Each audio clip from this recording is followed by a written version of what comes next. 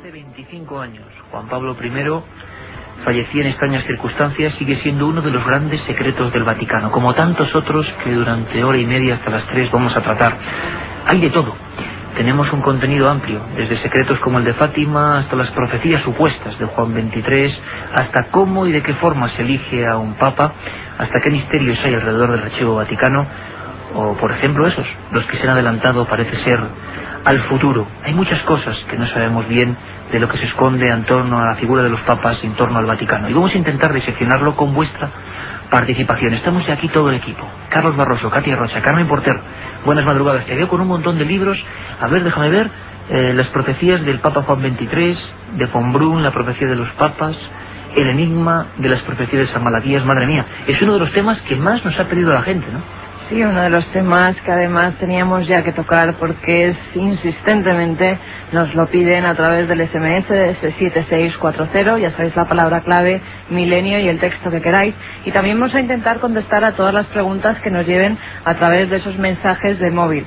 También con nuestros invitados pues intentaremos darle forma a esas profecías, hablar de algunos personajes que no se sabe si fueron leyenda o en realidad existieron, y ver si esas profecías se han cumplido con el paso del tiempo. Yo creo que va a ser interesantísimo porque hay una ingente cantidad de información. 7640 para desde ya empezar a preguntarnos vuestras cuestiones, vuestras inquietudes directamente relacionadas con el mundo de los papas, con el mundo del Vaticano. Vamos a sortear 3 libros: Misterios de la Iglesia, nunca mejor dicho, y Edad, de Carmen Porter, y daremos los ganadores al final, prácticamente llegando a las 3 de la madrugada, después de este programa que creo que va a ser muy intenso.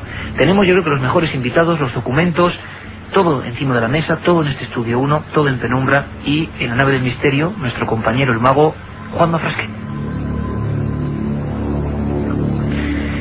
Don Manuel Robles, ya le conocéis muchos, ha estado en varias ocasiones hablando de temas que lindan con la Iglesia, evidentemente.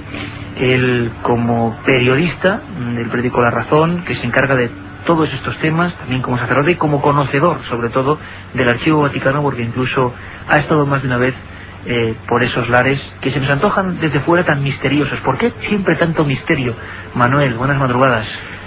Buenas madrugadas. Con el Archivo Vaticano, ¿verdad? Escuchábamos esa película Estigmata y era una conversación en la película de 2 sacerdotes, uno de la Congregación para la Causa de los Santos que investigaba milagros y otro que traducía textos de evangelios, y en ese debate, que yo creo que expresaba perfectamente lo que siente mucha gente, se hablaba de eso, ¿no? De, no sé si llamarlo oscurantismo, pero sí muchas cosas que la gente normal y corriente no conoce y que se guardan ahí, ¿no?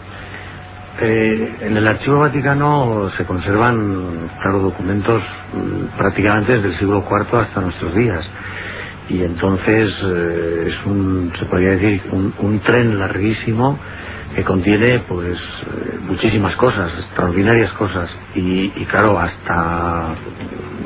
yo diría que hasta que no ha llegado este Papa Juan Pablo II, pues más o menos ha estado un poco, no era fácil franquearlo. Ahora el Archivo Vaticano está abierto hasta el año 1930 aproximadamente, y entonces pues quizá estos años pasados, estos siglos que estaba un poco cerrado, pues contribuye un poco este modo de actuar pues a mitificarlo un poco, ¿no? Pero sobre todo es porque tiene un contenido desde, en fin, lo que es un archivo impresionante, ¿no? Y creo que se puede decir perfectamente que es el archivo histórico más importante del mundo. Hace poco en un reportaje magnífico en National Geographic veíamos imágenes, por ejemplo, de cartas de Enrique VIII pidiendo el divorcio, vamos a llamarlo así, con Catalina de Aragón. Veíamos cartas del Can intentando plantear ciertas guerras, documentos históricos que se guardaban ahí, además con una conservación perfecta. Muchos enigmas, muchas leyendas también en torno a lo que se guarda en el Archivo Vaticano. Don Javier Sierra, compañero de este programa, director de la revista Más Allá, buen amigo, que está ahí envuelto en papeles color salmón, casi parecen llegados del Archivo Vaticano. Javier, buenas madrugadas. Sí, buenas madrugadas, sí que. Y bueno, si ahora miramos la mesa, yo creo que todos estamos envueltos de carpetas, papeles, libros. Yo creo que es un escenario bastante habitual cuando llega a estas horas, este día de la semana, el viernes. Inevitable. Mañana, por cierto, ya lo vamos diciendo, adelantando, programa especial de 9 a 11 de la noche, de 9 a 11, tomad buena nota, además con biografías con misterio. Queremos que al 7640, palabra milenio y espacio, nos diréis qué personajes queréis que se traten. Estamos eligiendo ya unos cuantos. Impresionante, para bucear en su mundo y en lo que fueron. Personajes, lo que queráis, lo que os inquiete. Javier, empezábamos con un misterio inquietante y que no nos lleva hasta el medievo. La gente puede decir, caramba, es que en el medievo, claro, pasaban tantas cosas, se ha deformado tanto.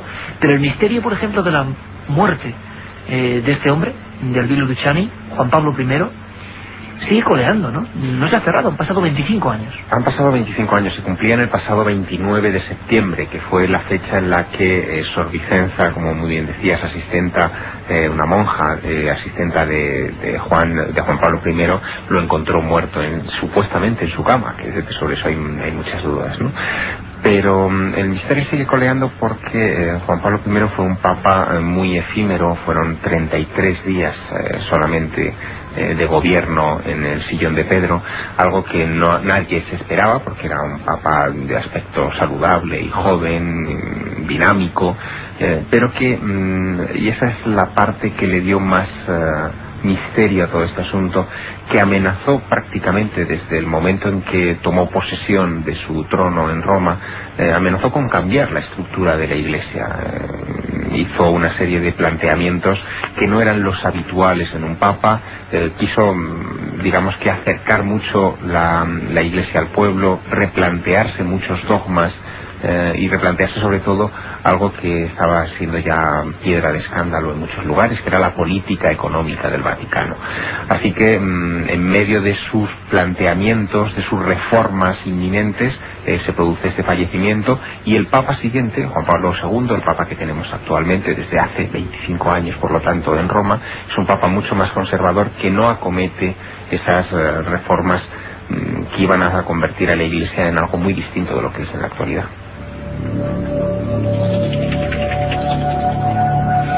Tengo por aquí en este mare magnum de documentos y papeles precisamente lo que ese monje del que tanto vamos a hablar, San Malaquías, decía en la divisa, llamaban divisas, número 109, la que correspondería al pontificado de Juan Pablo I, Albino Luciani, y le ponía un nombre, como otros que vamos a ir viendo, esos nombres concretos, como ese Ursus Velox, Oso Velot, Rosa Umbría, hay muchos, Pastor et Nauta. Bueno, en este caso a Juan Pablo I hablamos del siglo XII, cuando lo dice San Malaquías, dice de Mediatate Lunae, de la media luna. Curiosamente, Javier, el pontífice fue elegido el 26 de agosto de 1978, el primer día del último cuarto lunar, por lo tanto en el cielo aparecía la media luna, la mitad de la luna. Cuando murió era exactamente igual, brillaba el último cuarto de la luna, otra media luna, y su papado duró media luna, del 3 al 28 de septiembre.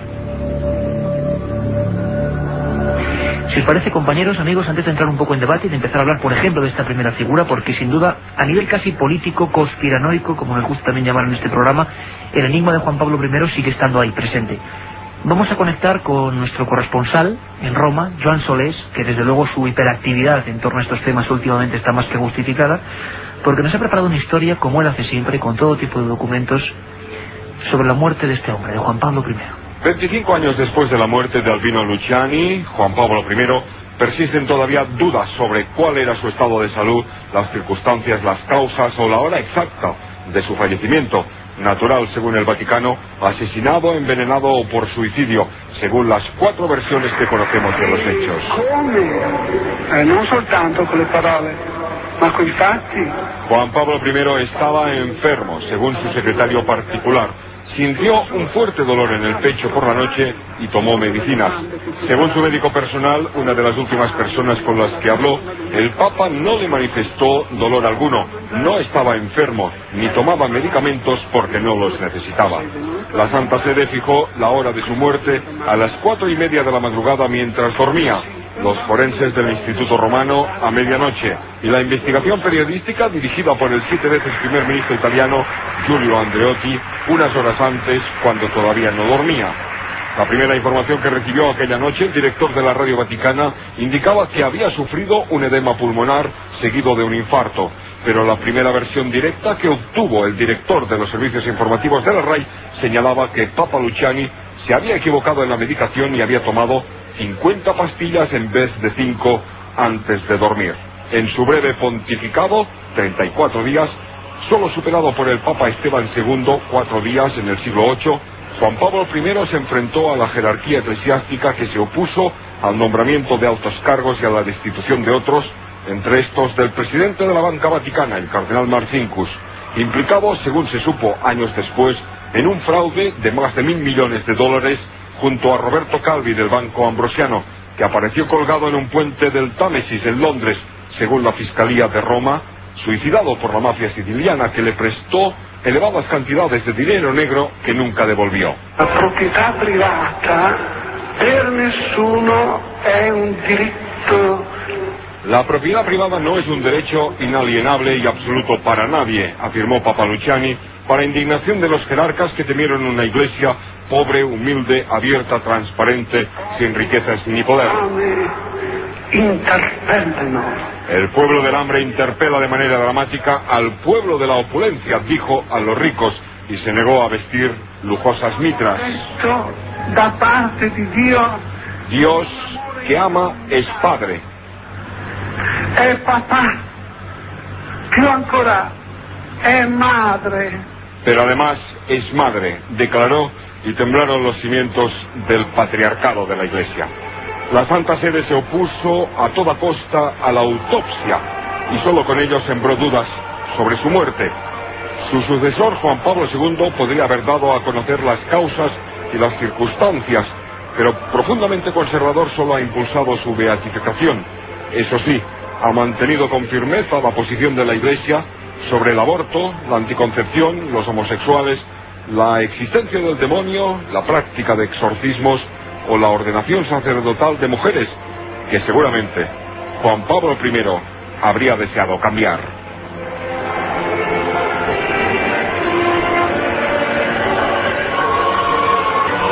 Es la historia de este hombre que se ha convertido por fuerza en un enigma. Javier, ¿querías apuntar algo rápidamente? Bueno, quería apuntar una información que creo que es importante para centrar lo que eran las profecías de San Malaquías y sobre todo su vínculo a Albino Luciani, al Papa Juan Pablo I. San Malaquías decía que iba a haber 111 papas antes de llegar el final de los tiempos.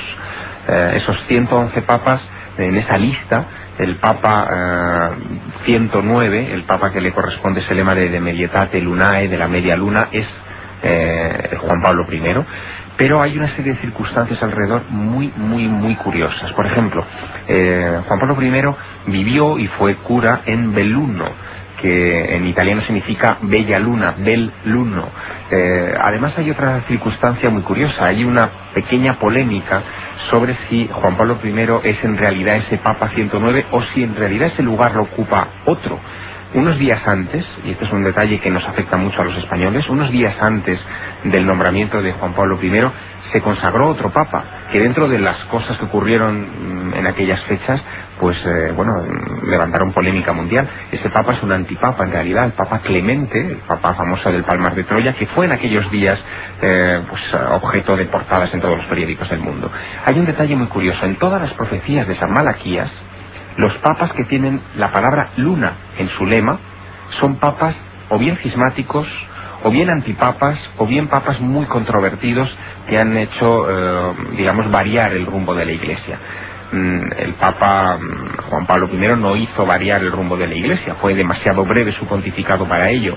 Sin embargo, sí hubo un antipapa, que sería este Papa Clemente Domínguez, el último de los antipapas posibles, y la controversia está en si Clemente Domínguez sería en realidad el Papa de la media luna, y por lo tanto Juan Pablo I sería el siguiente Papa, el Papa de Laboris Solis, de los trabajos del sol, y que Juan Pablo II no sería, por tanto, el Papa de Laboris Solis, el Papa 110, sino el último Papa, de Gloria Olivae. Le pone San Malaquías de Gloria Olivae. Y que después de ese de Gloria Olivae vendría el último Papa, Pedro el Romano. Es decir, que estamos en esa duda. Incluso los expertos en profecías, que debaten mucho este tipo de cuestiones, no saben muy bien si decantarse por Juan Pablo I como el Papa 110 o como el Papa 111.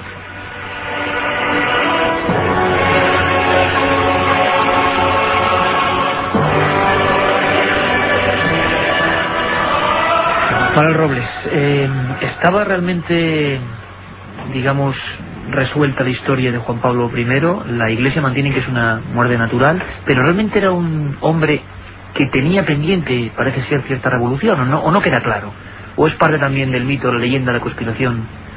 No, yo creo que Juan Pablo I tenía pendiente una especie de cambio, ¿no?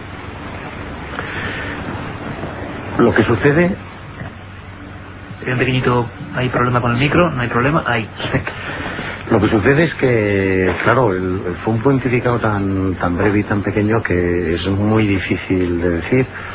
Pero hombre, él, todo el mundo se dio cuenta más o menos que aportaba un aire nuevo por su sencillez, por su sencillez, normalidad, inclusive aquella sonrisa que salió en la televisión y que todo el mundo le hizo efecto. Y bueno, pues la gente que le conoció, que le trató en estos breves días que estuvo de Papa en Roma, pues se dieron cuenta que algo nuevo, ¿no? Algo nuevo se iba acercando a la Iglesia, ¿no? Y posiblemente todos estos temas, nos ha dicho el corresponsal en Roma una serie de temas, pero todos estos temas pues los hubiera abordado, yo diría que con un aire nuevo, ¿no? Que parecía que era lo que él iba a traer y que iba a aportar, ¿no? Con aire nuevo, Manuel, que tú conoces bien además todo ese entorno, conoces el Archivo Vaticano, has incluso desempeñado labores informativas allí, y Manuel, ¿tú crees que alguien molestaba esa posible idea renovadora, sea mucha o sea poca? Que podía molestar a alguien, porque claro, se habla, no vamos a ver aquí supuestos culpables, pero desde luego, claro, la conspiración es muy grande y se habla de todo tipo de mafia, se alude en muchos libros, no lo decimos nosotros, lo dicen los libros, a la masonería, pues, que a alguien no le interesaba este papa, y que la teoría, Carmen, que bulle en todos los libros que tú tienes ahí es el envenenamiento, ¿no? Sí, sobre todo se pueden dar incluso nombres de sacerdotes que han escrito libros. Jesús López Sáez, en su libro El Día de la Cuenta, asegura que la muerte de Juan Pablo I fue un asesinato orquestado por algunos miembros de la curia, de la mafia y de la masonería. Además, eso lo dice un sacerdote. Eso lo dice un sacerdote. Además, también dice que, en contra de lo que se piensa, a Juan Pablo I se le encontró en la cama con unos folios que serían unas conversaciones con su secretario de Estado, por decirlo de alguna forma, su mano derecha en el Vaticano, que no estaba muy de acuerdo con las renovaciones, las sustituciones que iba a hacer dentro de la curia. También este secretario de Estado, que se apellida Villot, era el cardenal Villot, decía que no se le hizo la autopsia, por ejemplo, a Juan Pablo I, porque al ingerir tantos medicamentos, pues iba a empezar la leyenda de que se suicidó o de que alguien le asesinó. Esa es la respuesta que da Villot ante pues todas las preguntas que se le hicieron de por qué a ese papa en muerte extraña no se le hace la autopsia. Ha dicho Carmen Portero ahora mismo, preguntas que se plantean en los libros, que se plantean en declaraciones incluso de sacerdotes y que llevan 25 años navegando. Ahora queremos saber muy rápidamente vuestras preguntas, las vuestras, tanto a Javier como a Manuel, como para nosotros, lo que queráis. Y también, Carmen, atenta a esos personajes para mañana de 9 a 11, programa sobre biografías del misterio. Carmen, cuéntanos, perdona, Katia, cuéntanos. Buenas noches. Bueno, pues los mensajes al 7640, palabra clave de milenio, espacio y el texto. Un grupo de amigas están cenando en casa de una de ellas, celebran el cumpleaños de Cristina, se llaman las Natis, se han llamado y nos preguntan, tú fíjate, ya ni vamos hasta las fiestas de cumpleaños. Nos preguntan que si tienen buena relación el Dalai Lama con el Papa.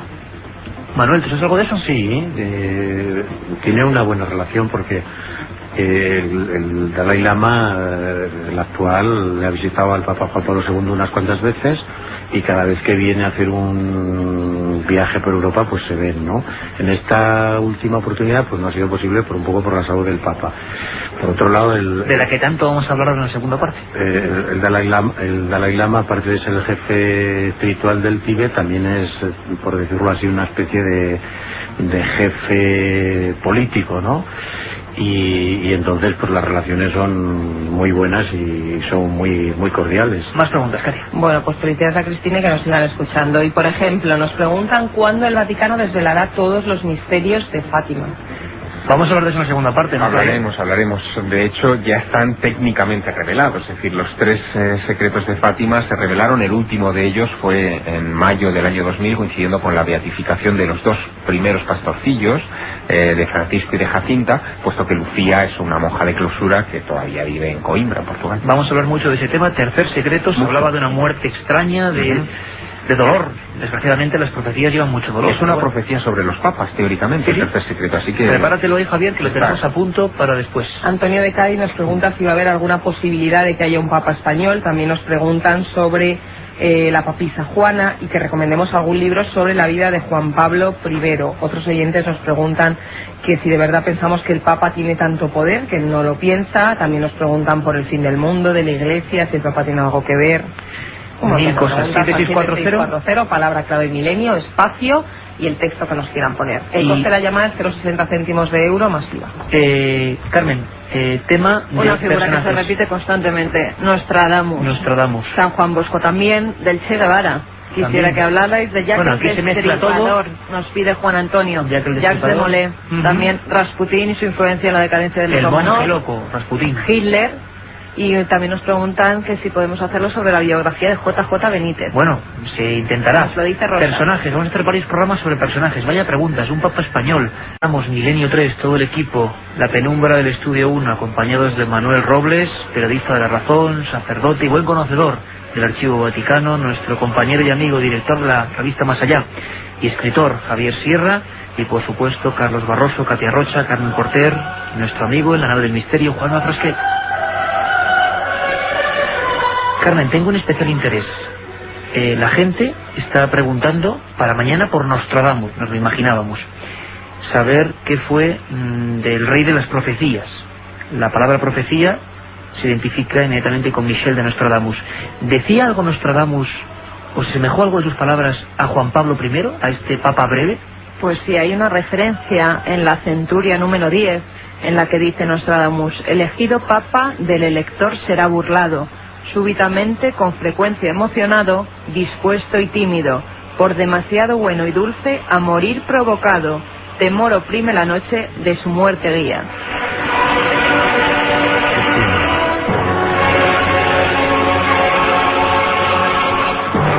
Se decía Nostradamus, por cierto, que se cumplen ahora 500 años de su nacimiento, de este personaje tan singular.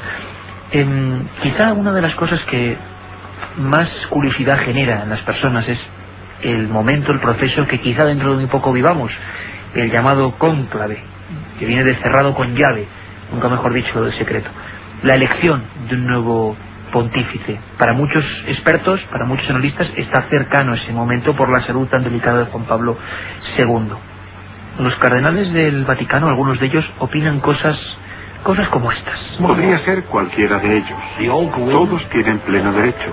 Solo uno es elegido. Cómo llegan a esa decisión sigue siendo un secreto. No se divulga. Mejor así, probablemente. Ese no se divulga puede ser el que genere tantos mitos, tantas leyendas, tantos misterios.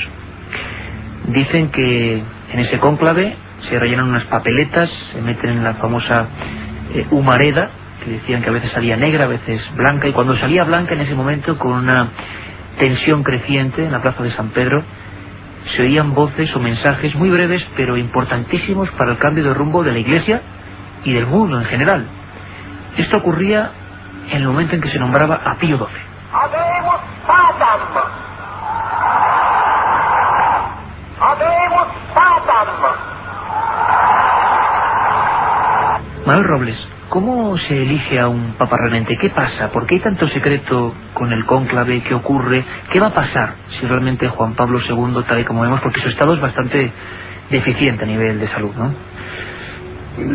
Para elegir un papa, los cardenales se reúnen porque son los únicos que pueden elegir al papa, y se puede decir que los cardenales es un poco como la selección de los mejores obispos de todo el mundo. Hasta Pío XII la mayoría de los cardenales, inclusive antes, eran italianos y europeos, italianos, españoles, franceses, más bien europeos. Con Juan XXIII la Iglesia se abre muchísimo, y entonces empiezan a venir los primeros cardenales, por ejemplo, de África, o los primeros cardenales de América del Sur, inclusive también de Asia, de Japón, etcétera. Y después esto continúa con Pablo VI, y ahora pues con Juan Pablo II pasa exactamente igual. En este momento hay 137, y que son de todos los continentes, es decir, de Australia, de Europa, de de América, etcétera. Y entonces, pues bueno, ya la mayoría ya no son, por supuesto, europeos. Se reúnen y entre ellos, pues hablan. Desde luego, pues claro, es un secreto, que esto todavía no lo sabe nadie, no se ha dicho nunca, cómo eligen el Papa.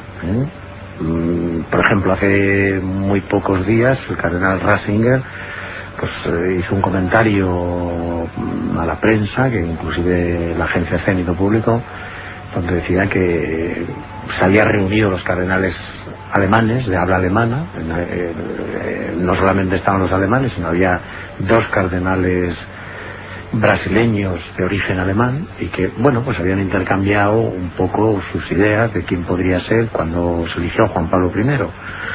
Y hicieron sus comentarios y, bueno, pues más o menos la gente va pensando y tal. Unas veces es así, otras veces pues a lo mejor pues lo mismo que se hizo, que hacen estos de habla alemana, pues lo hacen los de habla española, lo hacen los europeos.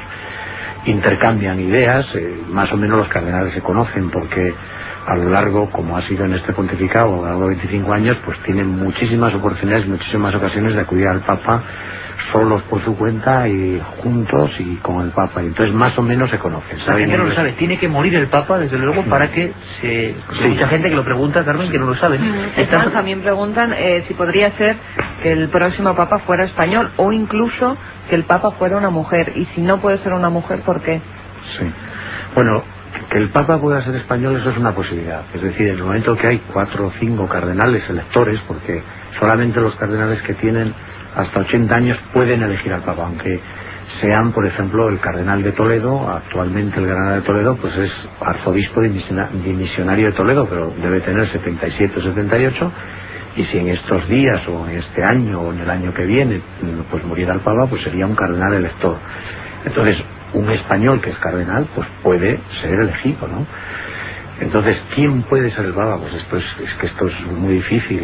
Y se está hablando, y están preguntando, Manuel, al 7640, con Milenio, por cierto, no lo he dicho yo antes, sorteamos 3 libros de misterios de la Iglesia, que tenemos los ganadores al final. 7640, Milenio y Espacio, ¿no? 7640, palabra clave Milenio, Espacio, y el texto que deseen tanto preguntas relacionadas con el tema que estamos tratando esta noche, como personajes que quieren que tratemos mañana. Están llegando, eso sobre todo, por ejemplo, el tema de los españoles, si es posible, si no es posible. No, la posibilidad la tiene un español, como la tiene un francés, o como la tiene un alemán, o como la tiene, por ejemplo, un australiano, porque esa posibilidad, por el hecho de ser cardenal, puede elegir y puede ser elegido.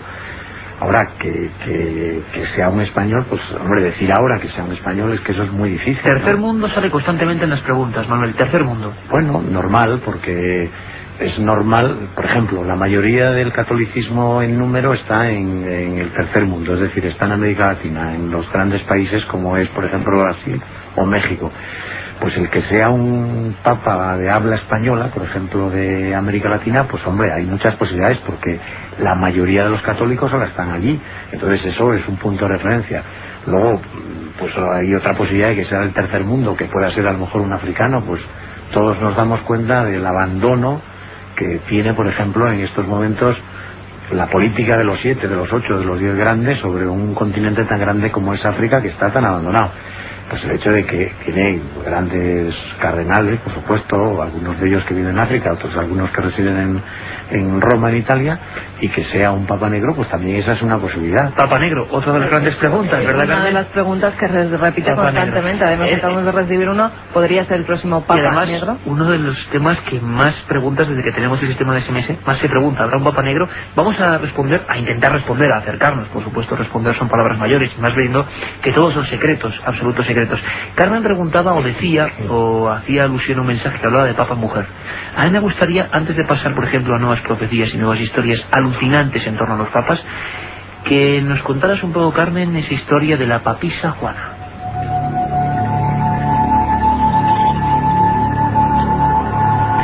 Y es que parece ser, o por lo menos hay documentos históricos, libros, investigaciones. ¿Tú conocías la historia, Javier, de la papisa Juana? Sí, es una vieja historia, sí.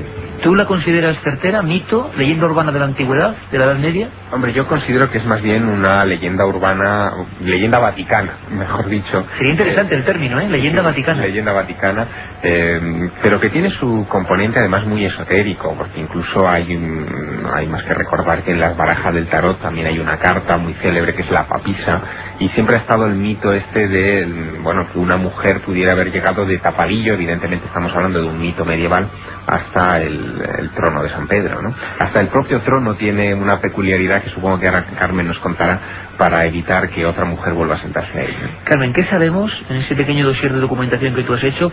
¿Qué nos dice la historia y los documentos sobre la papisa Juana? Según las biografías medievales, Juana habría nacido en el año 822 en Hilgenheim, cerca de Maguncia. Durante un tiempo vive y estudia en Atenas, haciéndose ya pasar por un hombre. Se hacía llamar Juan el Inglés, porque en aquella época la sabiduría no era para las mujeres.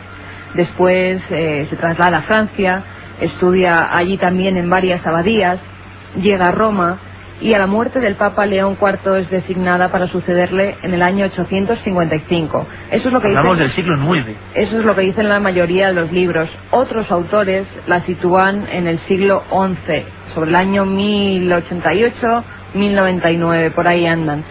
No se sabe muy bien si de verdad existió o no existió esta mujer.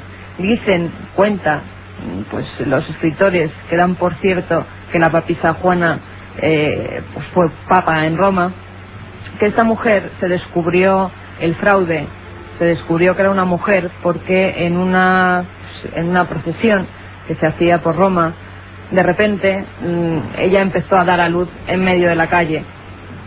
Para decir que es verdad, los que defienden a la papisa Juana dicen que por eso, por esa misma calle, no pasan las procesiones papales hoy en día. Incluso se llegó a comentar que había una estatua de una mujer con un niño, unos dicen que es la Virgen María con el niño Jesús y otros que es la papisa Juana con el retoño que tuvo. Elementos sin duda esotéricos totales y que parece que tienen eso, ¿no? Una leyenda fortísima que... Yo creo que es más una historia simbólica. Claro, que una historia desde real. el medievo, muchos libros también que tú has encontrado, Carmen, y que te has documentado a tope como siempre, escritos incluso traducidos al castellano, dando por certera esta historia de la papisa Juana, ¿no? Sí, incluso un dominico, Martín el Polaco, es el que por primera vez dice quién puede ser esta mujer y la fecha en que supuestamente obtuvo el cargo. Él dice que entre el 855 y 858, después de León IV. También, antes lo comentaba Javier... No sería una papa mujer, sería una mujer que se hizo pasar por un hombre. En ningún momento la Iglesia... Sí, claro, por eso iba a comentar que antes ha citado Javier una especie de trono. Yo he recogido en varios documentos que es cierto que además ese trono se encuentra en unos museos, que en el de París, si no recuerdo mal, y que es como una especie de trono de mármol que tenía un agujero en el centro, y antes de ser elegido un papa, pues miraban por debajo para asegurarse de que era un hombre y que no era ni una mujer ni un eunuco, cosa que me ha sorprendido. Bueno, sabemos, y seguro que muchos no lo sabéis, que también no son leyendas urbanas, sino también parece que hay leyendas vaticanas, surgidas precisamente a las sombras de tantos silencios. Lo que no son silencios, Javier, compañero, es lo que hablábamos de San Malaquías. ¿Cuáles son a ti las que más te inquietan? Vamos a empezar a que la gente se sobrecoja un poco, porque estamos en un momento en el que el asunto del papado colapsa a nivel informativo, muchos periódicos, muchas radios, pero seguro que no están haciendo caso a cosas tan inquietantes a nivel de certeza como la historia de este monje con el que hemos empezado el programa, San Malaquías, obispo de Connor en 1124, arzobispo de Armagh en 1132, irlandés, tiene una especie de éxtasis rarísimo en Roma y empieza a dar esta serie de informaciones. A ti, Javier, y te dejo que hagas la selección, ¿cuáles son las que más te inquietan? Quizá las más precisas. Tenemos unas cuantas y vamos a ver qué opina la gente. Y desde luego, como siempre, abierto el 7640 y que nos sigan preguntando, que Anacati enseguida vendrá con vuestras cuestiones.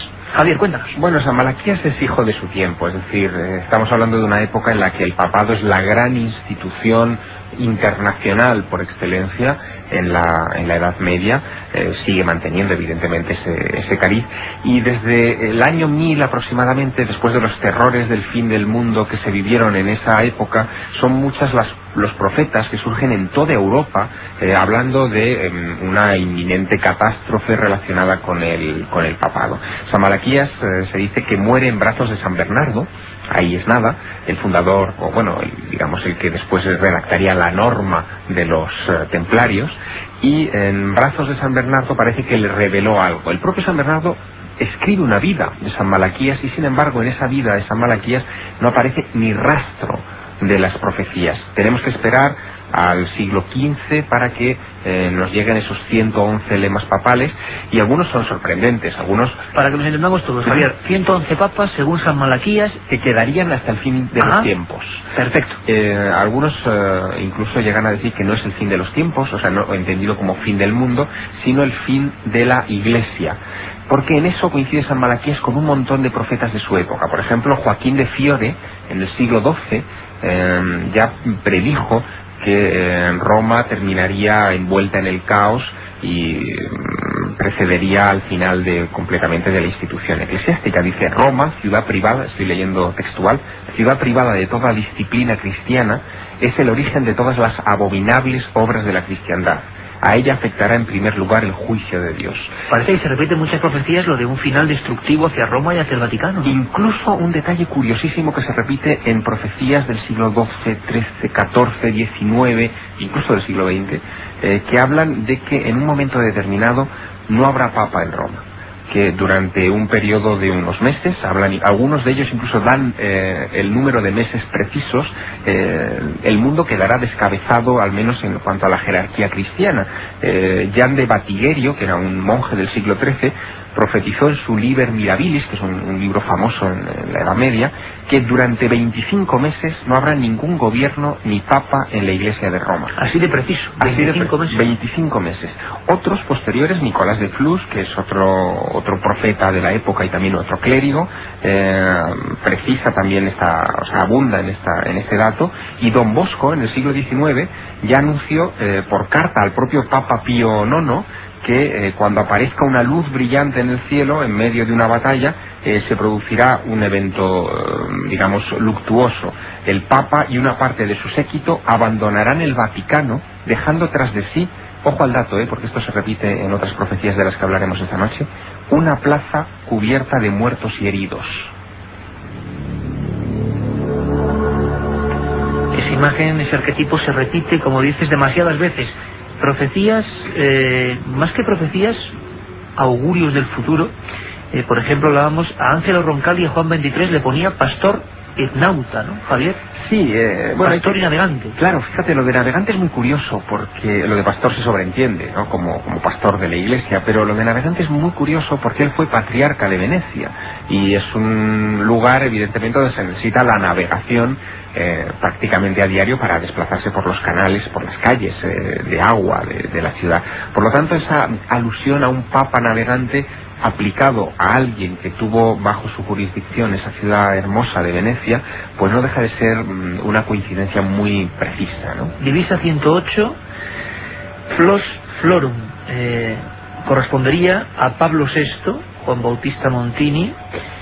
Dicen que su santidad ofició la misa de Navidad en la Catedral de Santa María de las Flores de Florencia. El recinto fue adornado con una gigantesca flor de lis. Y su escudo tiene 3 flores. Exacto. Es curiosa esta precisión. Habría algunas incluso más inquietantes. Antes hablábamos de rosa umbría, de oso veloz. Por ejemplo, tenemos por aquí, había una que era muy inquietante, que era León XIII, 1878-1903, Lumen in Caelo, luz en los cielos.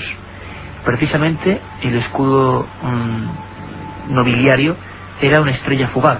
Sí, parece que San Malaquías, cuando hizo sus profecías... ¿Por qué se centró en esos elementos, no? Claro. Escudos, nombres, profesiones incluso anteriores. Exacto. Sobre todo se centraba, o al menos todas las profecías parecen abundar, en 3 ejes clave de la vida de un papa, lo cual nos puede dar una pauta para interpretar estos últimos lemas que quedan por cumplir. Las 3 partes clave eran la cuna, es decir, el lugar de nacimiento, el apellido del Papa, el apellido civil, digamos, el apellido del mundo del Papa, y el escudo. de ese pontífice. El último lema, por lo tanto, que queda por cumplir es ese de Gloria Olivae, la gloria del olivo. Sí, el último. Claro, Gloria Olivae. Ahora mismo es todo susceptible de interpretación, pero fíjate, si partiéramos de la hipótesis de que Juan Pablo II es de Gloria Olivae, con aquello de incluir al Papa Clemente que contábamos antes en la lista de los papas, que sería bastante incluir, ¿no? Que sería bastante incluir, pero fíjate qué elemento hay de olivo en la vida de Juan Pablo II. A primera vista, Gloria Olivae viene de Polonia, por lo tanto allí no es el árbol, el olivo, una cosa muy típica, pero de Gloria Olivae, la gloria del olivo, o el olivo en la gloria. Fíjate en un detalle que ha aparecido estos días en la prensa. Se está hablando de que el Premio Nobel de la Paz se puede conceder a Juan Pablo II. Es uno de los candidatos más firmes a este premio, que se anunciará en los próximos días. Bien, si le dieran ese premio a Juan Pablo II en el momento de gloria, en el momento de la cima de su carrera, ahí tendríamos el olivo. El símbolo internacional de la paz es una paloma con una rama de olivo en el pico.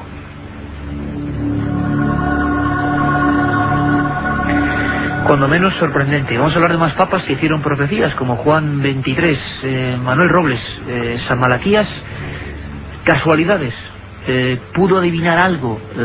Hombre, la Iglesia no es ajena a este tipo de fenómenos, ¿no? Y lo hemos hablado en algunos programas. Es verdad, sí. La Iglesia no es ajena a este tipo de fenómenos, pero claro, la Iglesia tiene como una columna vertebral que es un poquito la revelación.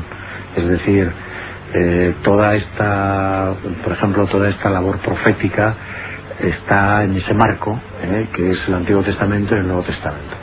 Entonces es verdad que hay pues una serie de personajes a lo largo de la historia de la Iglesia que de alguna manera hablan del futuro y de alguna manera comentan tanto de la vida de los papas como de la vida de la Iglesia, pero se puede decir que, hombre, que eso es una cosa un poquito individual, particular, privada, ¿no? Que no pertenece al patrimonio, diríamos, de la revelación de la Iglesia. Por lo tanto, del futuro, tal como la Iglesia lo puede entender, ¿no?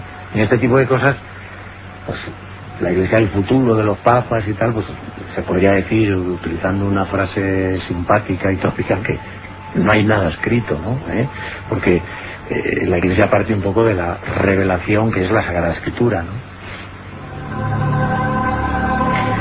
Estamos aprendiendo desde luego muchas cosas esta noche, y personajes como San Malaquías, que además, como comentaba Manuel Robles, son profetas que nacen de la propia Iglesia. Hablamos de obispos, de arzobispos, y ahora vamos a hablar de un Papa, Juan XXIII, que en otro estado de supuesto éxtasis también dijo sus profecías, quizá más encriptadas, más extrañas. Y para hablar de encriptaciones, claro, todos os habéis acordado inmediatamente de uno de los programas que tienen que ver con la Iglesia, que tiene que ver con profecías y que causó sensación hace unas cuantas semanas. También estaba Javier Sierra y estaba David Zurdo, informático, que creó la adaptación de ese programa tan polémico a nivel informático, El Código Secreto de la Biblia, con todas las interrogantes encima, carambola numerológica, lo que queráis llamarle, pero desde luego había cosas curiosísimas. Y hemos pedido esta semana a David Zurdo, a nuestro compañero, que ya nos escucha. David, buenas madrugadas, amigo.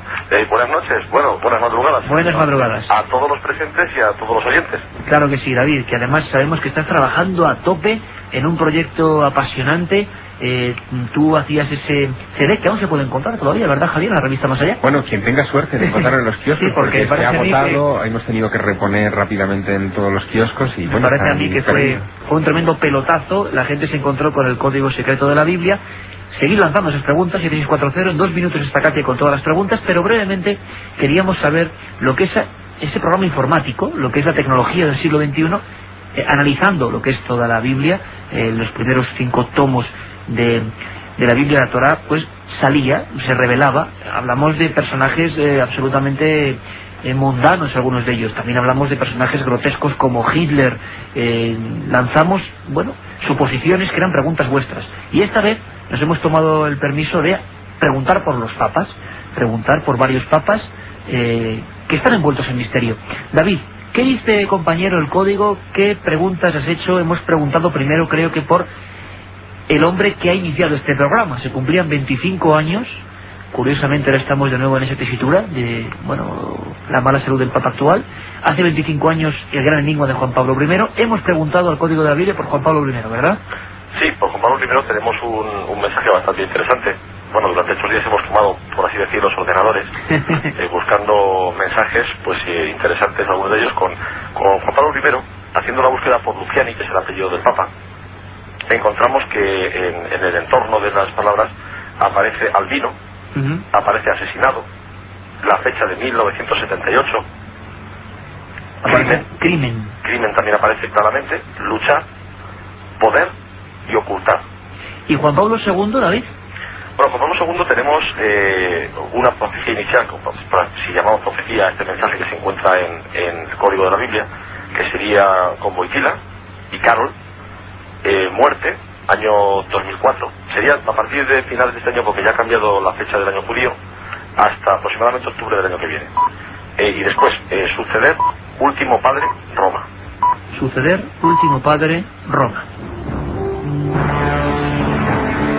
Este programa que nació en la Universidad Hebrea de Jerusalén, que se ha ido perfeccionando y que simplemente rastrea buscando palabras que se cruzan como una gigantesca sopa de letras, para que uno no lo sepa, y que da resultados como este. Preguntaste por Vaticano también, ¿no, David? Sí, por Vaticano. Bueno, Vaticano hay dos mensajes también bastante curiosos. Uno de ellos es periodo de oscuridad desde año 2004. Periodo de oscuridad. Sí, también quería decir que algunos de los mensajes son un tanto opuestos, porque este mismo mensaje de Vaticano se cruza con luz retornar, año 2005. Qué curioso. Sí, que se contradice el propio código a veces. O sea, un código de oscuridad, un periodo de oscuridad quizá muy breve, que después se retornaría en quizá ese año del que hablabais antes, o esos 25 meses de que hablabais antes, en el año 2005. Es muy curioso porque hemos hecho varias preguntas a raíz de las preguntas que hacía la gente. Hablábamos como en el Robles de un papa del tercer mundo, un papa negro. La gente escribía mucho por el papa negro, ¿verdad, Carmen? Y hemos preguntado al código de la Biblia, hemos teclado papa negro. ¿Y cuál es el resultado? La carambola numerológica, la casualidad, lo que queráis, pero ¿qué sale? Bueno, en papa negro tenemos Roma después de Wojtyla. Javier, curioso, ¿no? Manuel, curioso. No podemos decir mucho más.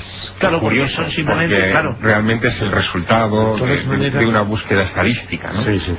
De todas maneras hay un cardenal negro, se llama el cardenal Arinche, nigeriano, a los 38 años obispo, converso del Islam al catolicismo a los 16, hijo de un importante jefe de tribu, estudioso de Oxford, y que tiene 74 años, y que es un gran experto además en ecumenismo, en religiones, y uno de los hombres quizá a lo mejor no muy conocido por los medios de comunicación, pero uno de los hombres de confianza de Juan Pablo II. ¿Su nombre, Manuel? Se llama el cardenal Arinche. Arinche, con Z. Desde luego que, bueno, sondeamos lo desconocido y siempre procuramos aprender. David, hemos preguntado también por ese personaje que estoy seguro que ahora mucha gente en internet, en un montón de sitios, va a buscar. Claro, San Malaquías, el monje irlandés, el profeta. Efectivamente, con San Malaquías tenemos bastantes cosas. En primer lugar, habría que decir que, bueno, el nombre Malaquías viene de una raíz hebrea que es Malachi. Haciendo la búsqueda de esta manera, porque San Malaquías escrito en castellano. Claro, no viene. ¿Perdón? Que San Malaquías directamente no será ningún resultado, ¿no? No es que no salga, es que tampoco tendría mucho sentido la búsqueda, porque no es, digamos que no tendría la palabra en español, o las dos palabras en español, San y Malaquías, una representatividad lógica. ¿Y adaptándolo al hebreo qué salía entonces? Sí, adaptándolo al hebreo tenemos un primer mensaje que es profecía verdadera, que continúa con último padre romano, y se cruza con eso, Perdón, sí. No, le comentaba ahora mirando a Javier Sierra aquí en el estudio que siempre eso, ¿no? Último padre romano, siempre hay una sensación como de estamos cerca del último papa, ¿no? Sí, es una cosa muy curiosa porque es algo en lo que han abundado pues prácticamente todos los profetas, ¿no? Insisto, desde la Edad Media hasta ahora, en torno al segundo milenio. Quizá la sensación de todos estos personajes era que como no hubo el fin en el primer milenio, lo tenía que haber necesariamente en el segundo. Es decir, quizá no haya más explicación que esta especie de reacción psicológica, pero no deja de ser curioso cómo todos abundan, incluso los propios papas. Hay una visión poco conocida pero muy intensa, muy interesante, de Pío X, que la tuvo estando en el Vaticano en 1909, tuvo un desvanecimiento y cuando se recuperó de ese desvanecimiento comentó que había tenido una visión. Y te leo la declaración porque es muy significativa. Dice: acabo de ver algo terrible que no sé si me sucederá a mí o a mi sucesor. Ni a él ni a su sucesor le pasó lo que después diría. Lo único que puedo decir con certeza es que llegará un día en que el Papa abandonará Roma, de nuevo otra vez ese elemento, y para ello tendrán que llevarle, por estar enfermo, pasando por encima de los cuerpos muertos de sus cardenales. Se refugiará de incógnito, lejos de Roma, y poco después fallecerá de muerte cruel. San Malaquías, creo, David, que había algún elemento más incluso referido a la oscuridad en Roma, ¿no? Algo por el estilo. Sí, esta mezcla de profecía verdadera y último padre romano, además incluye el número 112. 112. Qué curioso, claro. Sería ese 112 del propio... aparece el 112 en el área que cubre cuando buscamos por San Malaquías, adaptado al hebreo. Por último, David, vamos a irnos con Pío XII, que es un papa importantísimo, que bueno, cumple un papel ahí muy fuerte en el momento en que Europa se desmorona, guerra. ¿Qué sale en Pío XII? Pío XII ha sido un papa muy controvertido, para muchos pues amado y para otros odiado. Y realmente yo, al hacer las búsquedas, he intentado, no he intentado ser bondadoso, entre comillas, es decir, he buscado lo peor que podría aparecer, y sin embargo, lo que aparece no se cruza con nazi, que es una palabra muy corta, muy fácil, sería muy fácil que se cruzase con ella, y en cambio aparece proteger Roma de la maldad, hombre santo, inocente, holocausto, y luego, como curiosidad, por hacer la prueba, no se cruza con el nombre Hitler, pero sí casi con el nombre Hitler, porque sería con la partícula Hitler sin la R final. Curiosísimo. Don David Zurdo, siempre rodeado de ordenadores, siempre investigando en torno al código secreto de la Biblia y arrojando algunas conclusiones tan inquietantes como estas. Gracias, compañero David, un abrazo muy fuerte. A vosotros, un abrazo a todos.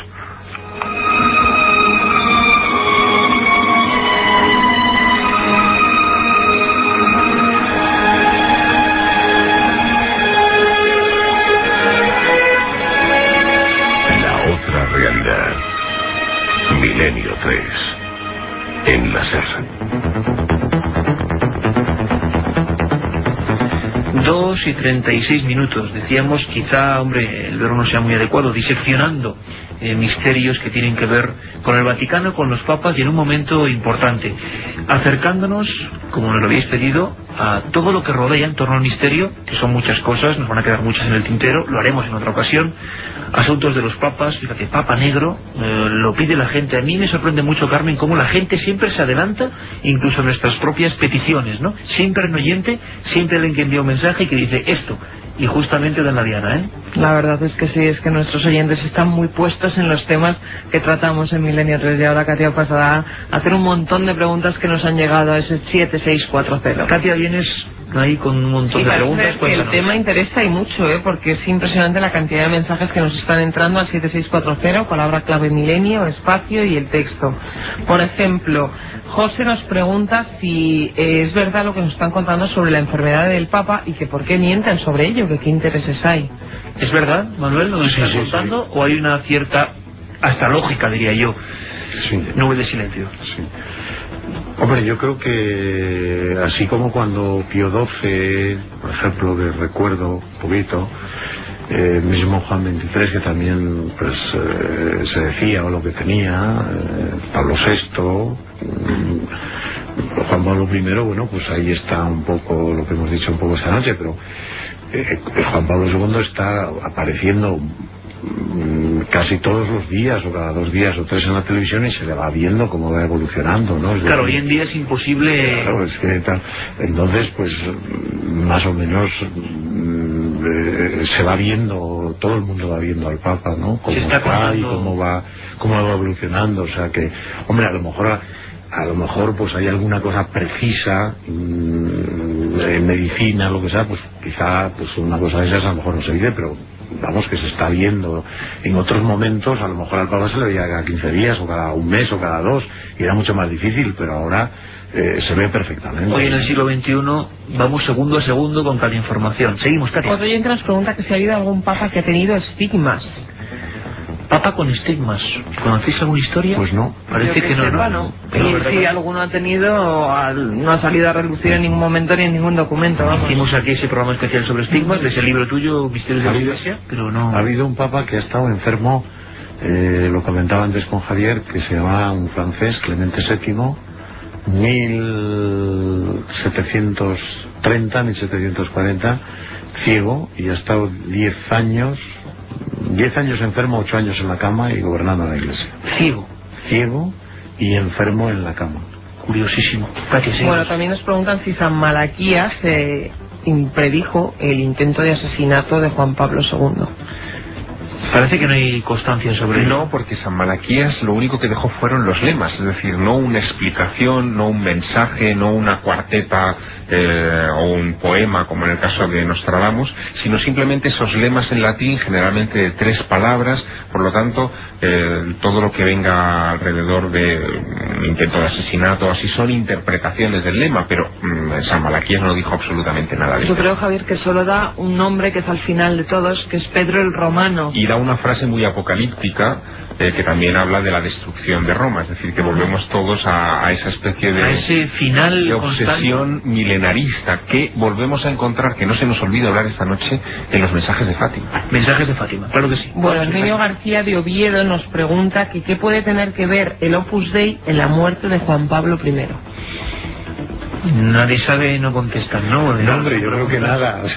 Bueno, nada, no sé si nada. Sería ya demasiados tentáculos, ¿no? Claro, no sé, es una cosa. El tema es que verdaderamente es un cajón tan impresionante hablar de Juan Pablo I, claro, de los últimos momentos, que se puede meter a todo. Es el ejemplo vivo de lo que es la conspiración. Es decir, nunca para, es una bola de nieve que sigue y sigue, y es interesante a veces ver cómo los oyentes, claro, lo llevan hasta las últimas circunstancias, ¿no? Nos preguntan también que qué es un antipapa. Hemos dicho que Juan Pablo I era un antipapa, que qué es un antipapa. ¿Qué es un antipapa, Javier? Que tú lo has comentado personalmente. Sí, serían los papas cismáticos, es decir, ha habido momentos en la historia en los que ha habido incluso 2 papas conviviendo, entonces hay un papa legítimo y un antipapa. Bueno, también nos dicen que necesitamos un papa o papisa tolerantes con la homosexualidad, el aborto, la eutanasia.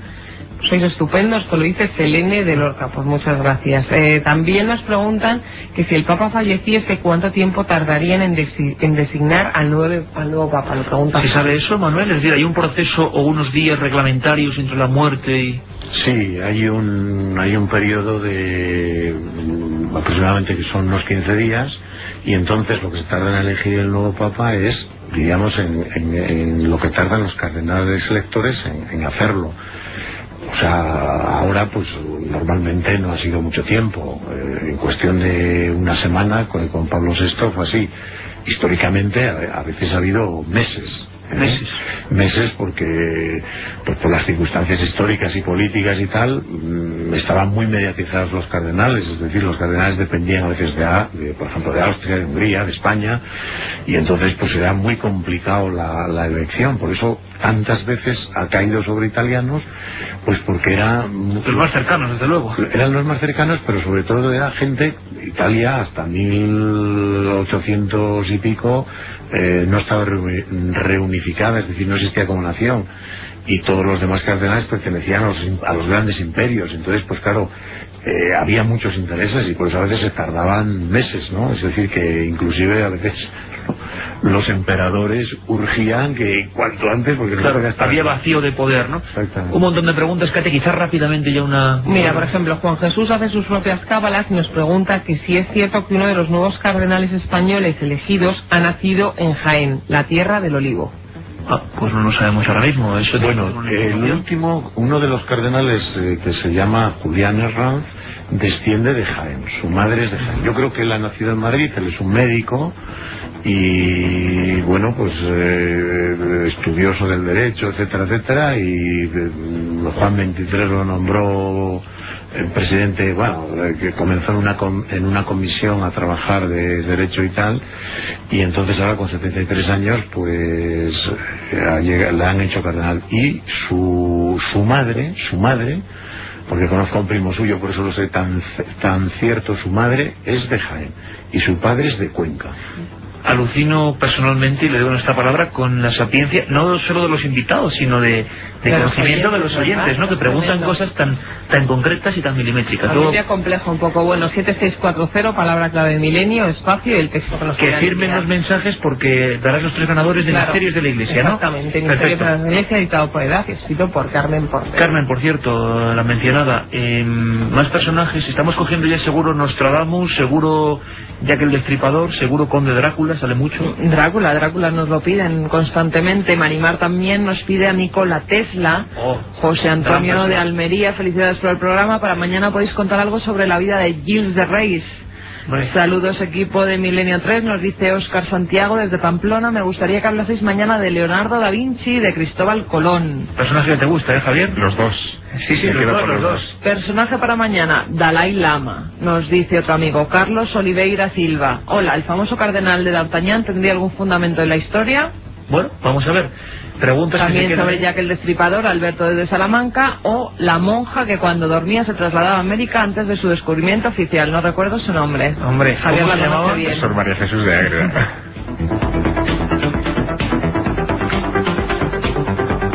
Milenio 3, con Iker Jiménez, en la cadena SER.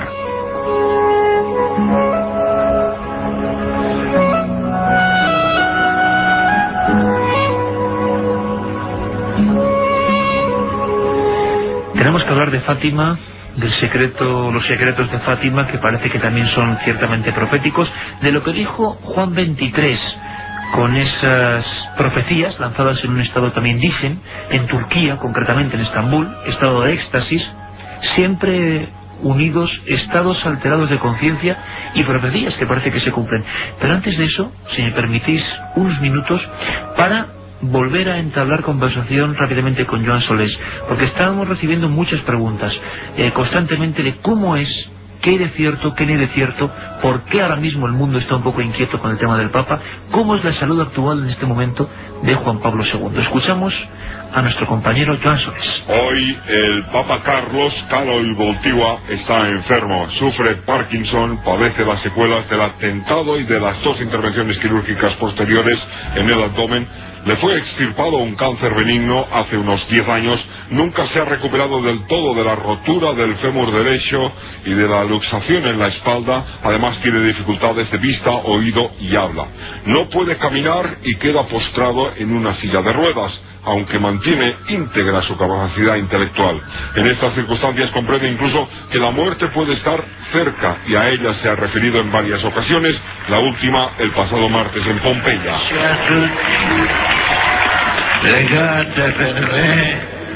Rezad por mí, pidió a los peregrinos al pie del volcán Vesubio. Por ello, además, ha adelantado 4 meses el consistorio y el nombramiento de cardenales que deberán formar parte del cónclave que elegirá en su día a un futuro papa en la Capilla Sistina, a pesar de que el arzobispo español Manuel de Monteiro de Castro, nuncio de la Santa Sede, considere que ello nada tiene que ver con la salud del papa. Otros cardenales han reconocido la gravedad de su estado. Juan Pablo II ha destacado últimamente los méritos de 4 cardenales, hecho que no pasa desapercibido en la curia. Los 4 extranjeros. Esta semana ha nombrado además un nuevo ministro de Asuntos Exteriores, italiano, y en las próximas semanas otro italiano sustituirá posiblemente al secretario de Estado. Es, según los vaticanólogos, el mensaje que lanza el pontífice a ministro y a secretario de Estado italianos: debería corresponder un papa extranjero. Es más, considerando que el 51% de los bautizados hoy en el mundo son latinoamericanos, puede intuirse la intención del voto secreto de los cardenales en un futuro cónclave.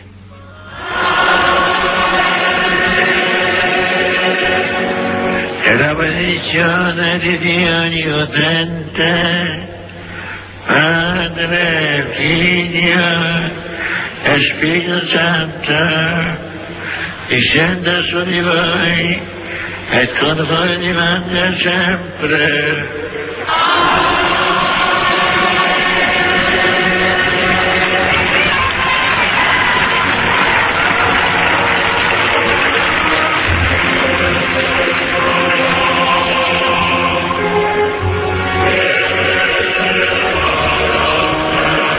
II y su delicado estado de salud que está generando mil cábalas. Por cierto, Javier, que tenemos noticia de última hora, lo de Gloria del Olivo ya no va a poder ser, ¿no? Parece ser que el Premio Nobel de la Paz acaba de ser hace nada concedido. Ya ha sido concedido a una abogada, jueza, profesora, escritora y activista iraní llamada Shirin Ebadi. Por lo tanto, la hipótesis de Juan Pablo II como Papa de Gloria Olivae quizá haya que aparcarla otro buen rato.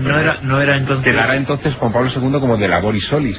Claro, es que de Laboris Solis es un lema que tiene muchas acepciones. Por un lado, los esfuerzos del sol, que se podía aplicar a Juan Pablo I porque de Laboris Solis también podría aplicarse a un eclipse o a un sol que le cuesta mucho salir y que dura poco. O de Laboris Solis puede ser aplicable a un papa como este que tenemos, Juan Pablo II, expansionista, brillante, como pocos en la historia. Pero en todo caso, Javier, sería una profecía mucho menos certera que las otras que hemos visto, que eran clavadas, ¿no?, el escudo de armas, ¿no? Menos certera porque están más susceptibles, son más susceptibles de interpretaciones diversas, claro. Más a nivel de Nostradamus. Y también son susceptibles las de Juan XXIII. Se cuenta la historia de que en 1935 dicen que en un ritual de iniciación Rosacruz, bueno, hay muchas teorías, la mayoría es del escritor Pierre Carpi, ¿no, Carmen? Autor de ese libro, por cierto, Juan XXIII. Angelo Roncalli, un hombre con fama de, bueno, lo hablábamos antes a micrófono cerrado, de bonachón, el Papa del pueblo, tiene un estado de éxtasis, un estado curioso, y parece ser que, bueno, dice una serie de cosas que luego se fueron cumpliendo. Algunas son francamente curiosas, curiosísimas, sobre varios papas que vendrían, y por ejemplo sobre hechos concretos de la historia. Hay una que se, digamos, relaciona con la bomba atómica. Escuchadme atentamente. La dice en 1935. Dice Juan XXIII, o supuestamente dijo Juan XXIII: la gran arma estallará en Oriente, produciendo llagas eternas. La infame cicatriz no se borrará jamás de la carne del mundo. Mas antes de sus palabras de ciencia verdadera, el secreto del arma que destruye las armas. Vendrá entonces un tiempo de paz, y el nombre de Alberto se inscribirá en la lápida. El autor Pierre Carpi piensa que hace referencia a estallar en Oriente, Hiroshima, enfermedades incurables que, con una cicatriz que no se borra, siguen afectando a mucha gente. Y Albert, no hace falta decirlo, pues Albert Einstein, ¿no?, que decían que fue uno de los padres teóricos, ¿no?, entre comillas, de ese letal invento. Muchos se referían a Stalin, al nazismo, a Juan Pablo II, al Estado de Israel, pero como siempre bastante difusas. Sin embargo, hay algunas que nos sorprenden. Año 35, escuchad lo que dice Juan XXIII en torno a lo que para muchos es el concepto de muro de Berlín. Dice: Europa está dividida. Hablamos de 1935. Un pequeño muro, una gran vergüenza. Hay una cosa aquí que no entendemos bien, no sé si vosotros tendréis alguna. Hallarán a la mujer de Lutero, ¿sabe?, al alba, a pies del muro que divide Berlín, y para la erección del monumento será derribado el muro. Europa después se unirá con Europa. Era un personaje curioso, Juan XXIII. Sí, Juan XXIII, hombre, era una persona querida, cariñosa, cercana. Él era un historiador, había sido secretario del obispo, de su obispo, y le mandaron a estudiar a Roma, y luego, pues sin él pretenderlo, le hicieron diplomático. Le mandaron a Bulgaria. Terrenos bastante hostiles en la época, ¿no? Exactamente, sí. No había relaciones diplomáticas con el Vaticano, y ahí hubo un pequeño problema con la hija de Boris, que era el rey de Boris II, que era el rey de Bulgaria. Y entonces lo desplazaron a Juan XXIII hacia Turquía. Y bueno, estando en Turquía, fue cuando el embajador de Turquía en Francia habla con De Gaulle de un buen sacerdote que conoce, simpático, agradable, cariñoso, cercano, porque en ese momento el nuncio en Francia pues tenía muchos problemas con la política francesa. Habían sido italianos y había pequeños o grandes problemas de, por decirlo así, de política entre el Vaticano y la República Francesa, la Quinta República Francesa. Y el Papa Pío XII, que lo había mandado a Turquía un poco, pues lo llama y lo hace nuncio, y allí es donde Juan XXIII, Angelo Roncalli, pues consigue cambiar un poco, diríamos, da un cambio a la política vaticana como nuncio.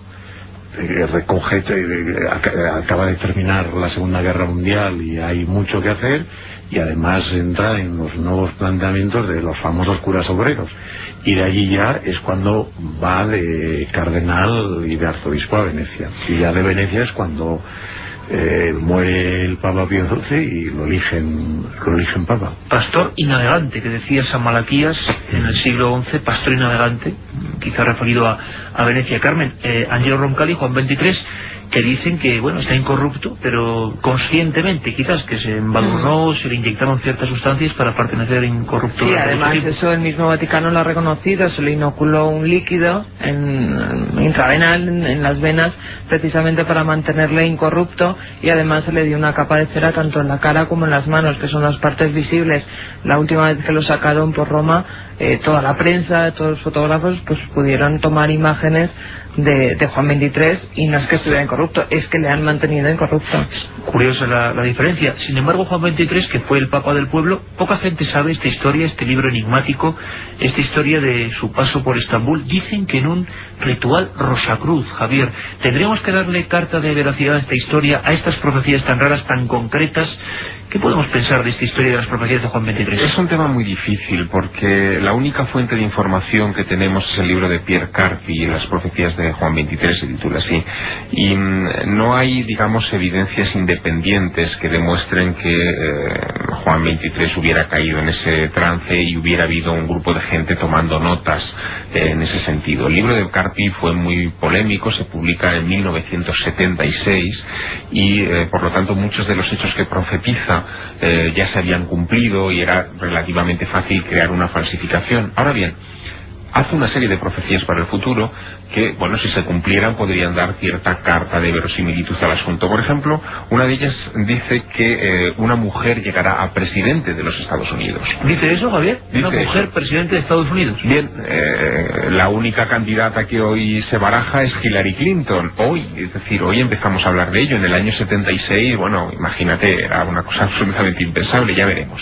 Y luego dice también, habla de que un dictador someterá a todo el sur de África, y otra respecto a la Iglesia, a este posible, bueno, último papa según San Malaquías. Dice, un papa peregrino llegará a Roma y desposeerá a la curia de sus riquezas.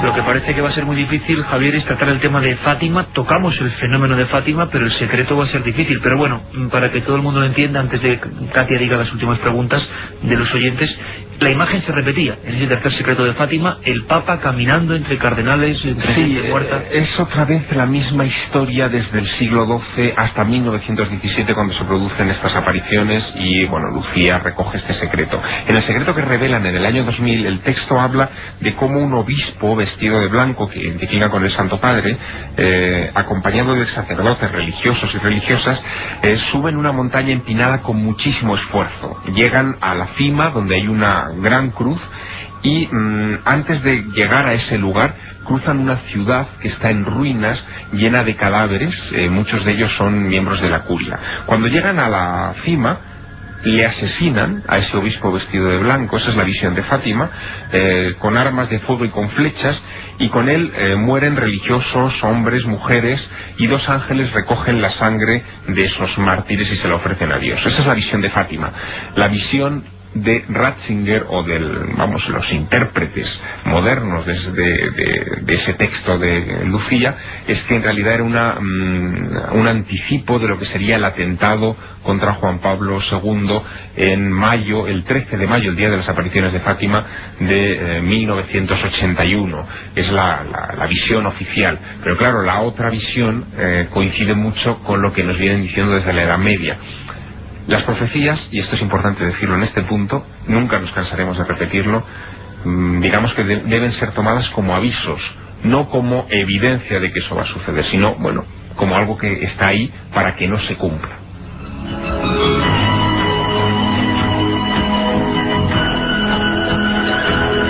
Hemos buceado por 1001 secretos, como decíamos al principio del programa, en esa película Estigmata, un lugar misterioso, umbrío, lleno de cosas todavía por contar.